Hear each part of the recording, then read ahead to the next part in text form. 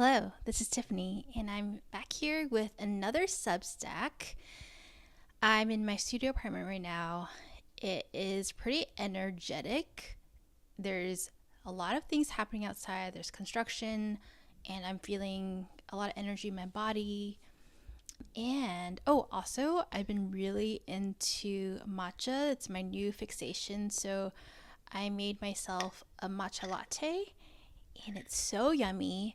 I'm using matcha from Volition Tea. It's a single origin green tea that is from China, and it's so good. Okay, yum. So let's get started. This Substack is titled "Why I'm Choosing Not to Have Kids," and the line under that is "I'm pretty sure." Okay, let's get into it.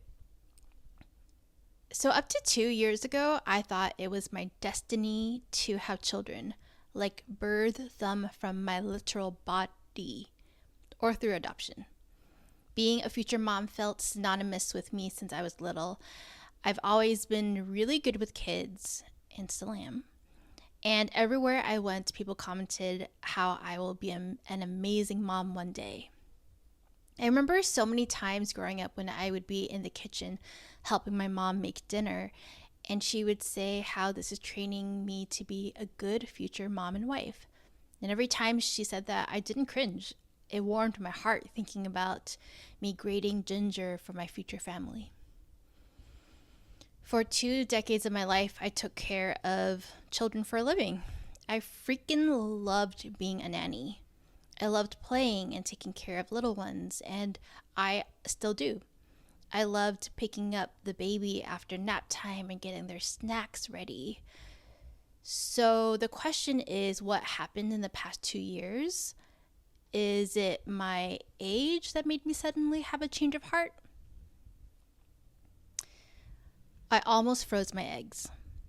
From 2021 to 2022, I did a lot of research about freezing my eggs.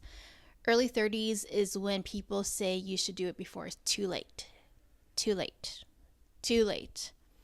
I kept on hearing that, and I kept on saying it. I was in a long-term committed relationship at the time, and kids were a possibility with that partner. Side note, I thank the universe every day for saving me from having kids with that man. He ended up being a lying and manipulative piece of shit. At that time, I was 100% sure I would have a kid with or without a partner, but I really hoped it was with my then boyfriend. I learned that freezing your eggs is very expensive. It's about 10 to 15K, and it doesn't guarantee a successful pregnancy. You might need to do multiple rounds if you want a higher chance of conceiving later.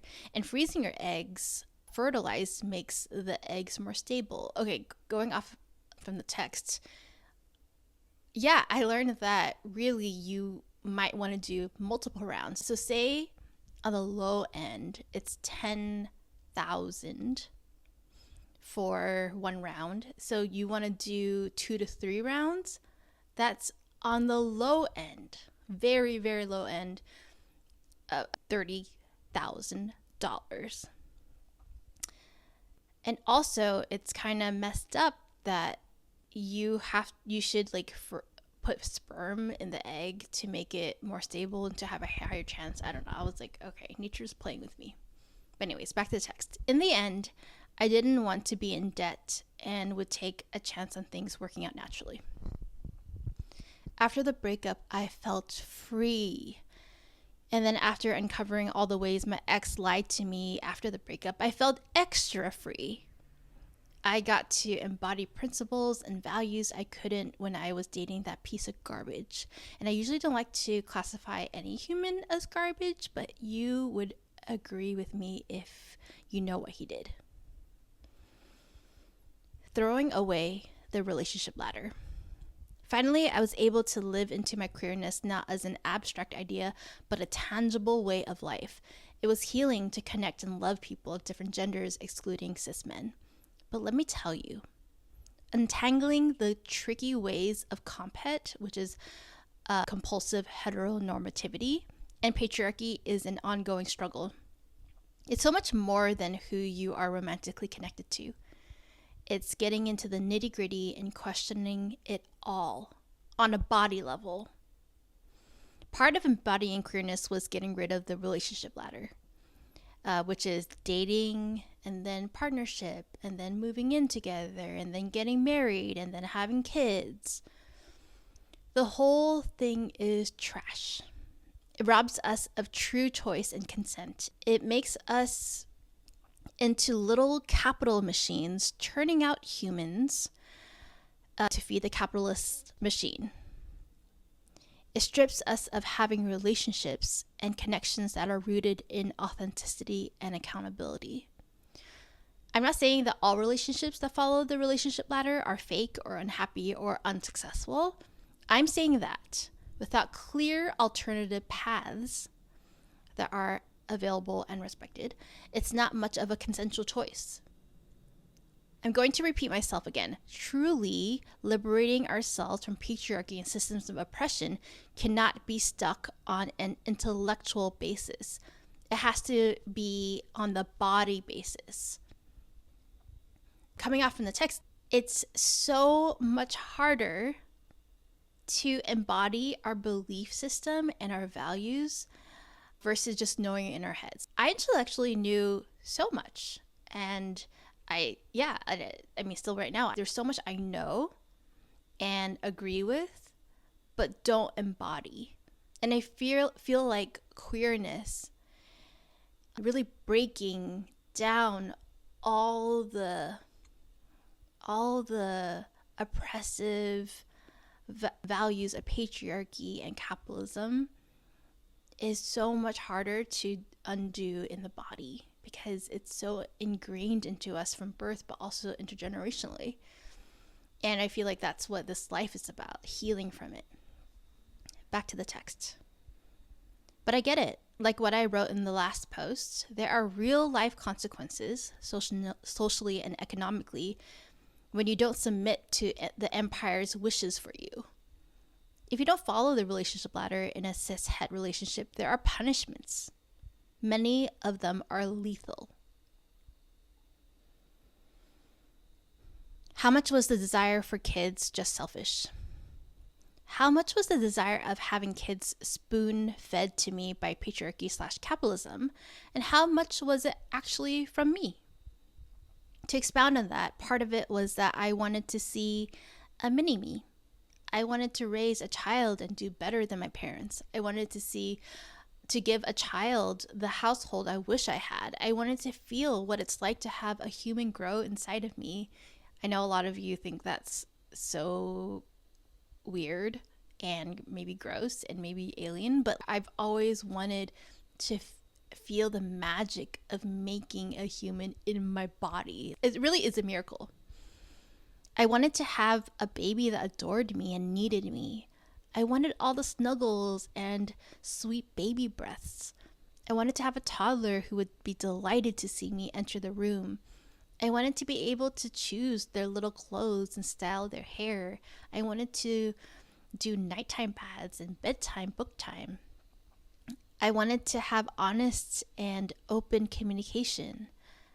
I wanted to create a household that was safe for their big feelings. I wanted a tangible way of passing on my legacy. I wanted a full-grown adult to hug me and say that they couldn't have solved world hunger without me. And once again, I wanted to blubber over my mini-me, who is the cutest thing ever. I included a photo of me and my mom.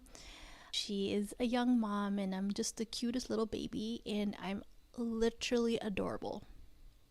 Okay, back to the text. When I looked at the reasons why I wanted children, I couldn't justify it. Those weren't good enough reasons to bring a human into the world. Side note, I'm not going to get into adoption here because that's a whole other complex conversation. To answer my leading question, yes, the desire is selfish. All those reasons centered me and my ego. Reasons why I choose not to have kids. Number one, in this economy, I can barely make rent. And I'm in a studio apartment. Number two, under this empire wants to either kill the children or make them into slaves, whether it's through the prison industrial complex or through capitalism. Number three, with my unstable state, I am mentally, emotionally unwell and traumatized. If push comes to shove, I think I could rise to the occasion, but that's a huge question mark. There are so many moments where I just thank God I don't have children.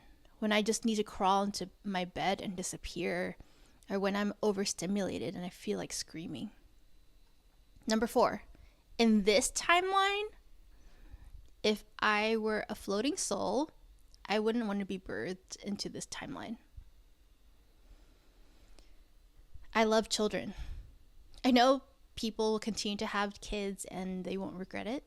And this is not sarcastic. I'm truly happy for them. And no shade to anyone.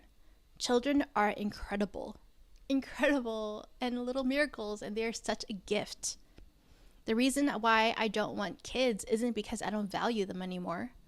It's because I've pivoted how I see family and community. I have the peace that there will always be children in my life. And I hope to be a loving community member in raising those children. For how society is structured, I don't think I have the means to raise children. And in deconstructing my desire for kids, I'm not sure if I ever will have any valid reason to have them. And that feels peaceful in my body. The rush I felt in my late 20s going into my 30s to have kids was so unfair. I hate that weight in watching my biological clock tick. Having that pressure lift off of me is a blessing. Honestly, who knows what life will bring? All I know is that my responsibility is to heal from this oppressive system as much as I can while living from my values. I included a sweet photo of my mom and me and my sister. My sister's just a baby and I'm probably around 4, and it's just a sweet photo. So with my ending question, what does liberatory imagination spark in me today? A world where children are actually valued. People like to think that they care about children, but it comes out real fast that they don't if they are black or brown or poor. The image of the baby in Gaza in the NICU left to die is seared into my body forever. The countless kids who were martyred, like all those little body bags. I wrote this in my Substack a couple months ago, but that story of that little boy who he had a backpack on and there was blood dripping from the backpack, and the journalist asked, why is there blood coming out of your backpack? And he was like, his little brother was in his backpack. I think about it all the time. Hearing from children about their accounts of watching their siblings being killed, girls in Sudan being systemically sexually assaulted. And that is happening not only in Sudan, but all over the place. Black children who are fed into the school to prison pipeline, which is just another word for slavery. Just yesterday, an autistic teenager was shot 9 times by the police. This world hates children. So liberatory imagination asks me, what am I doing to contribute to a world where children are loved and protected, who are actually loved and protected? Yeah, I mean, not to, end on such a sad note, but that's reality. This world hates children. This world does not protect children. And capitalism, the empire, sees children as just another body to produce. And if it isn't productive to them, you're dead. I hope that if you do have children, that we can build a world where their future is better. I have a workshop coming up. Well, it's not exactly a workshop, but it's a session where we journal together. That's gonna be on April 16th. And as usual, please support me. I am barely holding on financially, and so any little bit would really help. That's it for me today. I hope that you have a good rest of your day, and thank you for tuning in. Bye.